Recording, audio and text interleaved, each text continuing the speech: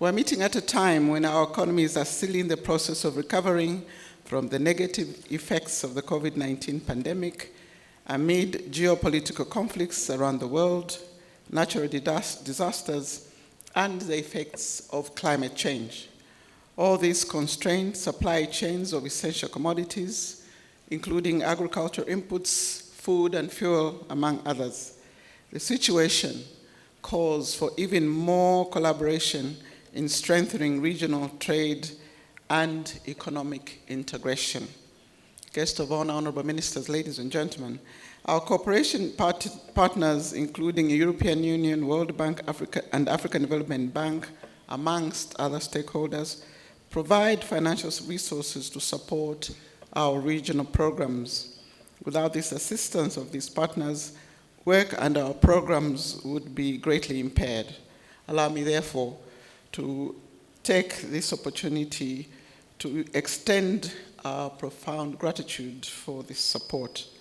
In that vein, I am glad to inform the meeting that on Monday, 20th November 2023, COMESA and the European Union signed two financing agreements which will provide new grants to COMESA with a total value of 48.2 million euros. The two programs will focus on improving the overall trade competitiveness of COMESA member states while seeking opportunities that come along with global challenges such as climate change, and making trade more sustainable will further contribute to enhancing the overall competitiveness of enterprises which provide services, including the use of digital platforms. Guests of honor, honorable ministers, distinguished guests, the COMESA Medium-Term Strategic Plan 2021-2025, formulated under your guidance, clearly aligns the key dictates of the COMESA Treaty. To this end, COMESA programs are clustered in 5 pillars, namely market integration, physical connectivity infrastructure, productive integration, gender and social integration, and an effective secretariat.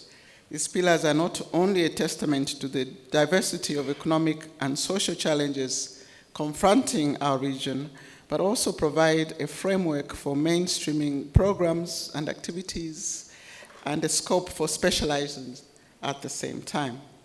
Guests of honor, honorable ministers, distinguished delegates, with respect to market integration performance, key achievements in implementation of our programs.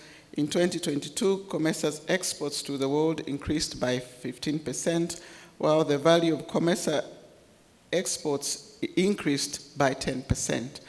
Imports sourced from the COMESA market were ranked in the 4th position and increased by 27% in 2022.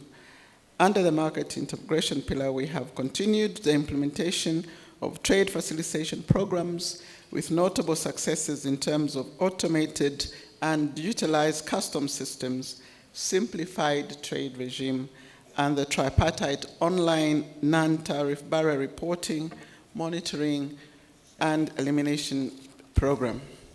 COMESA continues to facilitate the smooth movement of vehicles, goods, persons within COMESA and between COMESA and other regions through the implementation of the Yellow Card and the Regional Customs Transit Guarantee Scheme.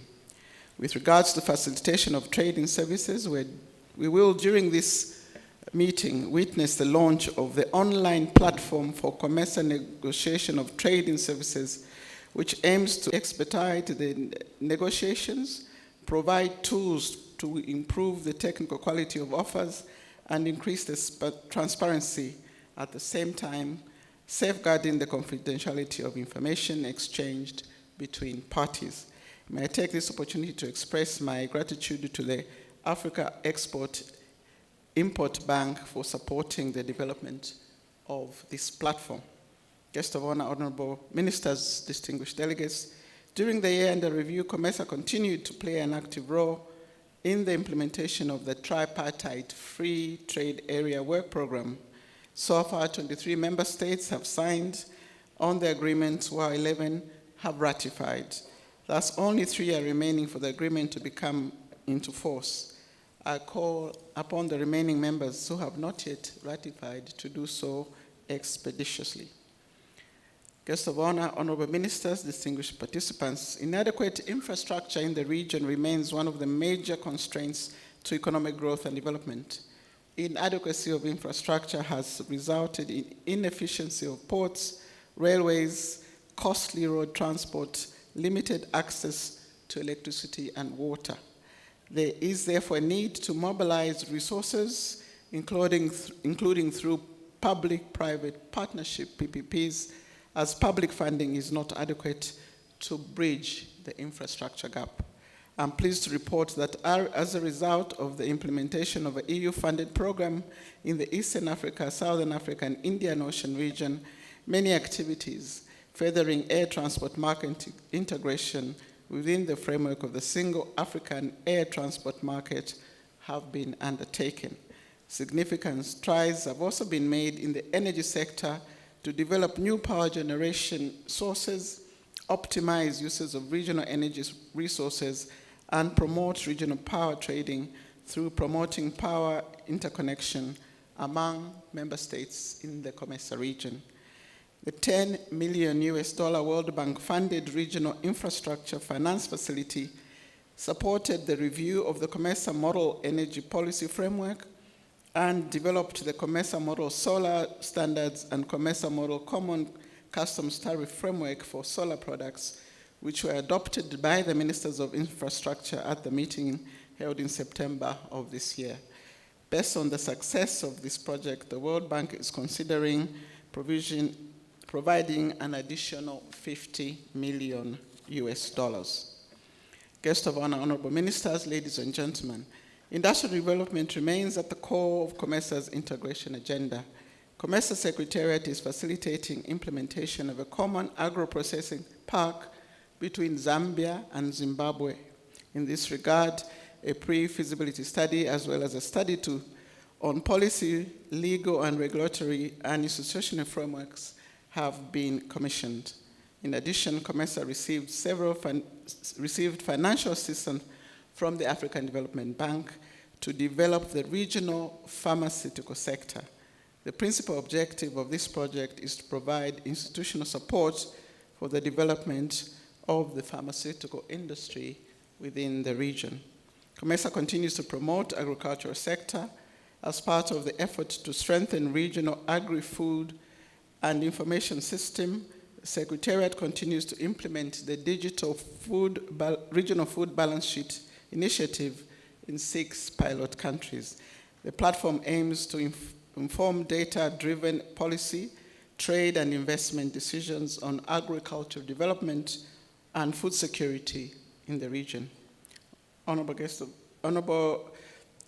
of honor, honorable ministers, ladies and gentlemen, COMESA recognizes the need to effect a participation of men, women, and youth in its regional integration agenda to ensure that socio-economic development is inclusive and sustainable and benefits all, leaving no one behind. On this basis, COMESA Secretariat continue to support gender mainstreaming across sectors, women economic empowerment, women market access and incomes. In the same vein, the Secretariat also continued its efforts to enhance the engagement of youth, capacity building, and cultural and creative arts initiative. Your honor, guest of honor, honorable ministers, distinguished delegates, our governance, peace, and security programs have continued to support continental efforts that are aimed at the prevention, management, and resolution of conflicts. During the year, the remit of our early warning system expanded to 8 member states. We have supported several countries to strengthen their anti-money laundering regimes through a range of capacity building programs.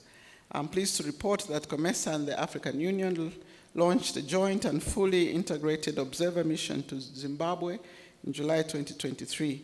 We also had a similar mission to Madagascar earlier this month, and we're planning to have similar missions to Egypt and DRC in the coming month. In this framework, we usually reach out to the African Union to launch joint observer missions, which allows us to cover more ground with minimal resources. guest of honor, honorable ministers, distinguished guests, we have made significant strides in a number of priority areas which can serve as a springboard to propel us to greater heights.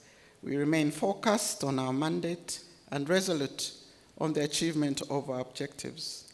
On that note, let me conclude by wishing the honorable ministers fruitful deliberations as we look forward to your guidance on how we can advance our regional integration agenda even more for sustainable development and economic transformation of our